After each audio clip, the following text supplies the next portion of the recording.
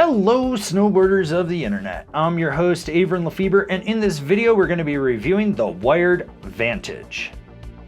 This board features wired multi-camber, which is just a camber 2.0. So you have a small rocker in the nose and the tail, camber throughout with a slight negative core profile in the middle. What that negative core profile is going to do is just allow to help the torsional flex and kind of change the load points on this. But for the most part, it's still going to snap and respond like traditional camber, but with that rocker in the tips, you're going to have ease of entry in and out of turns, as well as just a little help in powder. This board is available in 150, 154, 158, 160, and 162. I rode this board at Copper Mountain on a day that started out sunny and bluebird, then a storm rolled in and it was snowing on and off. You had chop, chunder, lumpy snow, sticky snow, and I used my Rome Black Label bindings and my K2 Thraxis boots.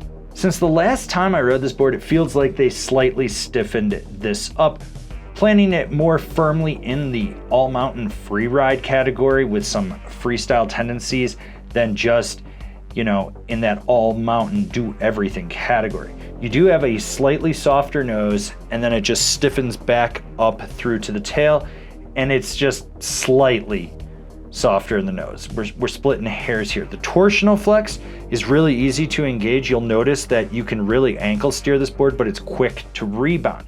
Now, the nice thing about this board is that it is damp. It cuts through chop, chunder with ease.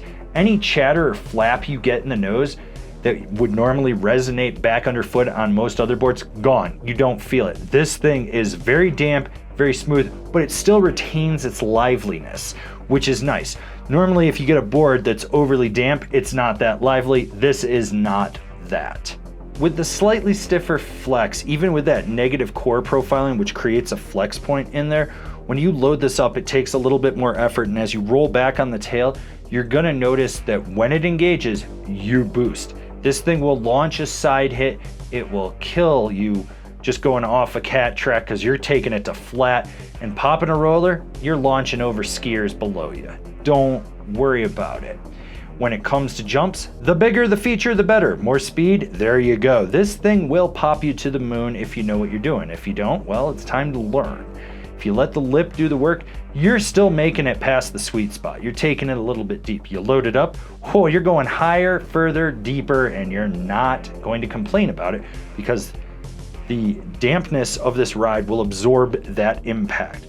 Wouldn't be my first choice from wired to go hit the park with, but you can, and hitting jumps, not a problem. Hey, we're about halfway through this review, and I need you to give it a thumbs up right down there. And while you're down there, if you haven't already, why don't you subscribe over here, click the bell, get those notifications, that way you're not missing any of the programming we've got coming out for you. This board's a workout. You're gonna notice that it's a little easier to press on the nose than the tail. You kind of have to really sit on the tail to get it to engage.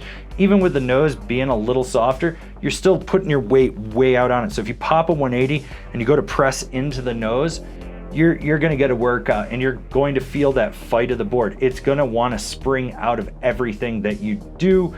So use a little more speed and a little more muscle than you think. And that kind of translates to how this thing jibs. If you keep it to stock, very basic tricks, gonna be okay. You have to press a little bit harder than you think to get it to engage, and it's gonna pop out at the end of the feature. When you go sideways, if you did not have that negative core profiling in the middle, you'd probably die. That's what allows this thing to hug around the feature and slide. It's not gonna be the best at it, but it'll get the job done. This is where this board shines. This is what sticks out to me as its best defining trait. It's very fluid and smooth edge to edge. It rolls in with ease, toe to heel. You don't have to worry about it, but there's power. There is a ton of power in this board. Short, tight, quick carves, medium, mellow carves, deep, hard carves, you're getting power out of it. That power comes from the back of the camber section. So when you push your back knee into the center, engage that negative core profiling and push into it, you're gonna slingshot out of the turn. That's gonna help you really lay it over.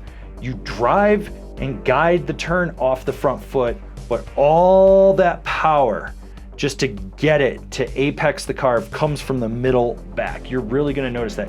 Even when you're ankle steering, there's still a ton of power from that center of the board back through the tail. So if you really like a responsive kick out of your turns, this board's going to give it to you. Rider in mind.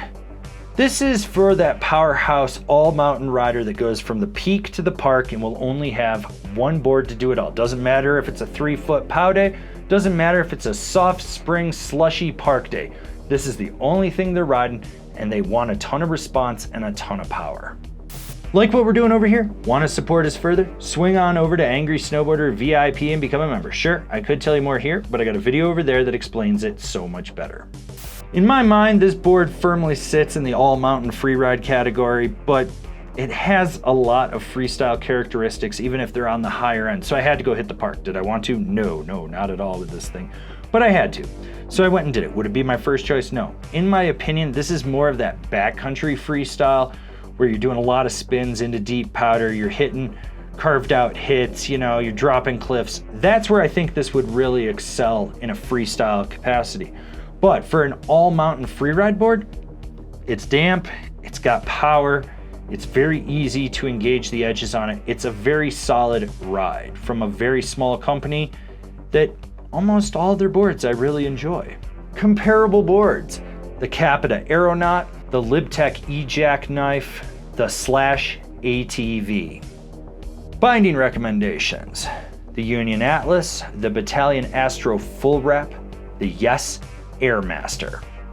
This has been my review of the Wired Vantage. If you're looking for one of those boards that's in that free ride freestyle category, why don't you check out one of the other reviews for the recommended boards I just gave you.